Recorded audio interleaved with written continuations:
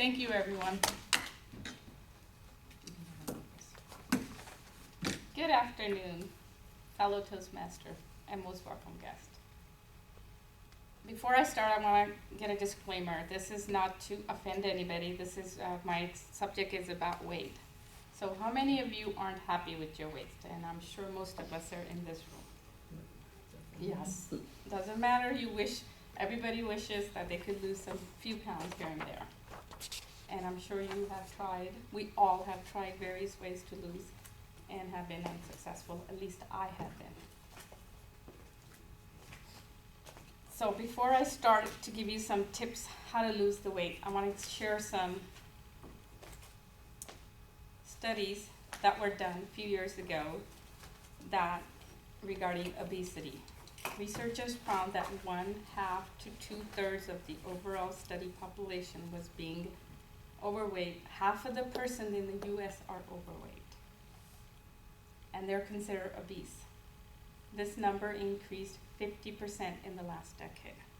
Before, it used to be 1/3 of our population was overweight. Now it's 50%. Obesity is a serious health concern. More than 1/3 of adults, or about 78 million people, are considered obese in the United States. I'm sure it's more today than it's since 8 years ago when the study was done. People are generally considered obese when their body mass index, most of us know is as a BMI. It's a measurement contained by dividing a person's weight by the square of the person's height. If it's over 30 kilograms, or in the range of 25 to 30, then it's considered overweight. Mine should be 19 and mine is 26. So I am considered overweight or obese, according to. So the formula is simple. What is obesity?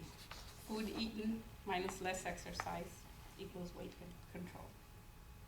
According to Center for Disease Control, CDC, 80% of all healthcare spending in 2006 was for 50% of the population who had one or more chronic medical conditions that could have been preventable with the correct diet or exercise.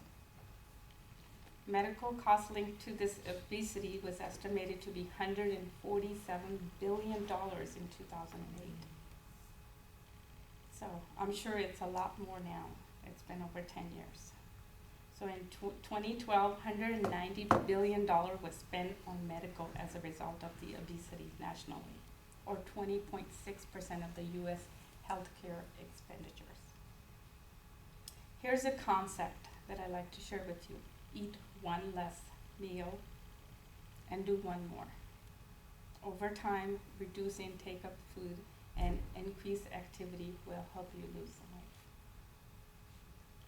Most of us eat 2 or 3 meals a day plus a snack, right?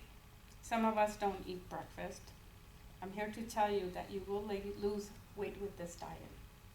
All you do is eat one main meal during the day and have 2 snacks during the day. This main meal could be your lunch or it could be your dinner, and then you could have 2 snacks. That's what my son started doing 4 months ago. He has lost 23 pounds in 4 months and continued. He tries to measure most of what he eats, but sometimes it slips, okay? So his plan for Monday through Friday is one main meal in the evening. Could be fish, some vegetables, and of course with the dessert. Sometimes he'll top it off with a bowl of cereals or some ice cream. And then he'll have 2 snacks during the day. A boiled egg, some chopped up vegetables or an apple, a handful of nuts, and most of the time he'll bring a half a cup of black coffee, which he buys at refrigerated one from Target or Walmart. That'll get him through the day. On Saturdays, he'll eat 2 meals, breakfast and dinner, and pretty much he'll eat whatever he wants to. And that's his day off, and some people call it a cheat days, but he doesn't consider it a cheating because he's planning to continue this lifestyle after he gets to his weight where he wants to get it, at the face of it. And then Sunday he'll have 2 meals, lunch and dinner, so he won't have breakfast. But he's strict about how much he eats. Remember, only 2,000 calories for the entire day. And then he uses that Sunday to prepare himself to get back to the next diet day, which is a Monday. So throughout the day, he'll drink about 60 ounces of water and then half a cup of black coffee, refrigerated one, with very little fat-free milk. It wasn't an easy task, but it was very hard for him. Of course, everybody loves food. Who doesn't like food? Food is all around us, here at work, at home, and it's very hard. He works here in the building, so when he first started doing this, he would get hungry during the day, and of course he would eye me and say, "Mom, do you have anything to eat? I'm hungry." And of course, as a mom, you feel bad for them, right? So then you would probably try to say, "Okay, I can offer him this snack," but then slowly I started saying no to him. So what he did is he changed his diet. So the main meal that he was going to eat at night, he would actually bring that during the day with him. And then if he would get hungry, he will eat that about 11, so that'll prevent him from eating his snacks or binge eating or eating whatever came to him. So at least he was full during the day, and then at night he would have those snacks that he didn't have during the day. So he thought first that this process wasn't going to work and he wasn't going to lose the weight, but it actually worked. So it doesn't matter when you have the meal, as long as you have one big meal, and then the rest of it is the small snacks. And of course, he's used to eating the main meal now at nighttime, because now his body has gotten used to it. He's just having snacks during the day.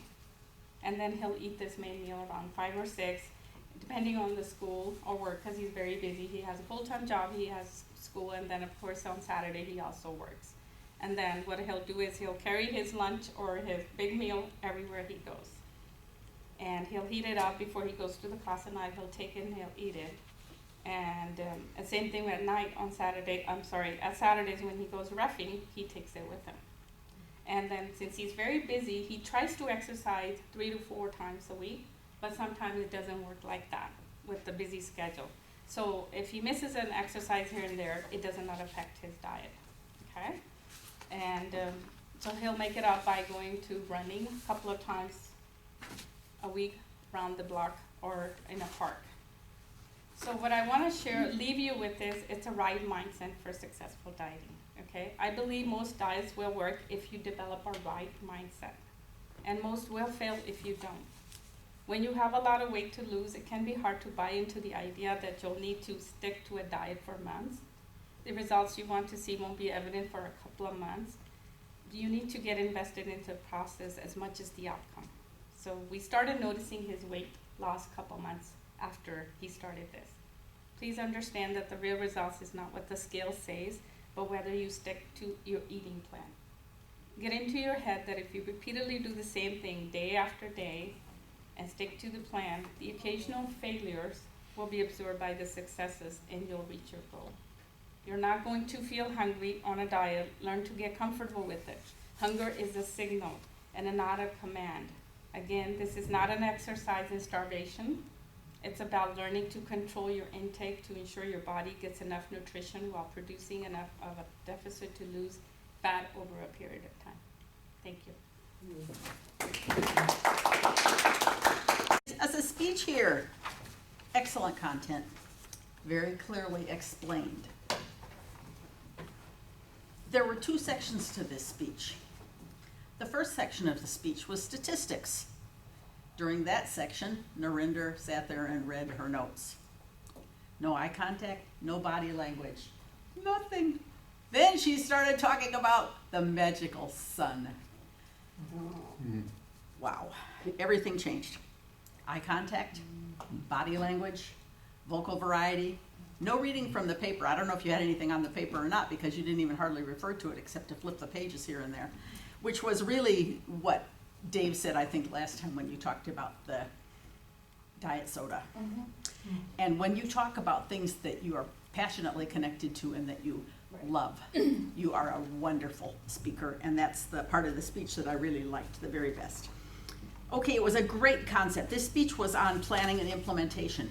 It wasn't in this particular case that Narinder did the planning and implementation, it was that her son did the planning and implementation. And I think that that was really very well explained, what his plan was, how he specifically managed Sundays so that he could deal with Monday, various things like that. A problem with this speech, which was not Narinder's fault, was that this project plan seemed to be more aimed at a team project of some sort. And Narinder instead spoke about an individual accomplishment, but I don't have really any complaints about that because it was about planning and implementation. He planned it, he implemented it, and Narinder spoke about it, which was very good. She had a good introduction, she had a good ending. I loved the rule, you have to have the right mindset. I think that's my takeaway from this speech. And with that, I'm not going to necessarily qualify because I'm going to end here. It was a good speech. Lose the statistics. Okay. Okay. That's it. Thank you.